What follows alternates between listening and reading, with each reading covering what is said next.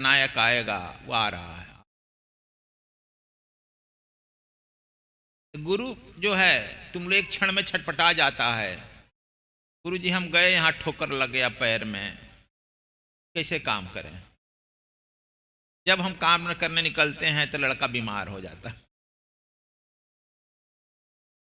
बहुत ही लंबा इंतजार होता है। यह शुभ काम मानना चाहिए। जब तुम कोई सत्कर्म में निकलो, विघ्न बाधा आने लगे, तब तुम समझ लो कि निश्चित तुम अब जो है उस कर्म में सफलता को प्राप्त करेगा। यदि विघ्न बाधा ना आवे, कुछ नहीं करेगा। देखता है विश्वामित्र जी यज्ञ कर रहे हैं तो विघ्न बाधा नहीं आ रहा है। आप लोगों की याद होगा कि 11-12 में हम लोग भी यज्ञ कर रहे थे, 1 साल का, कितना विघ्न आया था, याद है?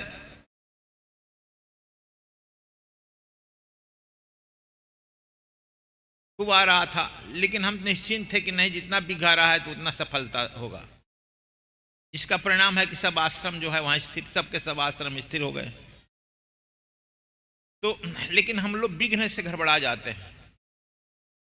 जिस व्यक्ति को जितनी बड़ी नौकरी देनी होती है, उसका उतना ही कड़ा एग्जाम होता है कि नहीं? आईएएस का देखो कितना बड़ा एग्जाम होता है। उसी तरह से प्रकृति भी, परमात्मा भी जिसको जितनी बड़ी जिम्मेदारी देना चाहता है, जितनी बड़ी उत्तरदायित्व देना चाहता है, उसके रास्ते में उतना ही विघ्न होगा। हनुमान जी लंका में जा रहे हैं कि आराम से चुपचाप चले गए? चुपचाप चले गए?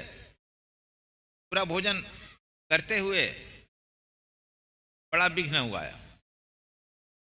तो यह विघ्न जब तक से आपकी जिंदगी में ना आवे, संघर्ष ना आवे, स्ट्रगल ना आवे, तो समझो कि आपकी जिंदगी बेकार है, निरर्थक। इसीलिए हम आप लोगों को कहते हैं struggle against the evil forces should be aim of the life. Krishna का जन्म हुआ है संघर्ष में। ऐसा तो अभी कोई ऐसा व्यक्ति नहीं होगा जिसका जन्म जेल में हो, माँ बाप को हथकड़ी लगी हो, है कोई? आज के जवान में ऐसा कोई नहीं है। माँ बाप को हथकड़ी लगी है, जेल में परिंदा पर नहीं मार सकता है। उसमें आपके पूर्णावतार भगवान कृष्ण का जन्म होता है।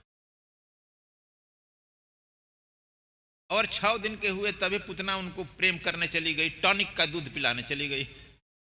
टॉनिक दिखता है ना, टीवी में आता है, अमूल दूध पीता है इंडिया, आता है, तो वह पुतना का दूध पीता है कृष्ण।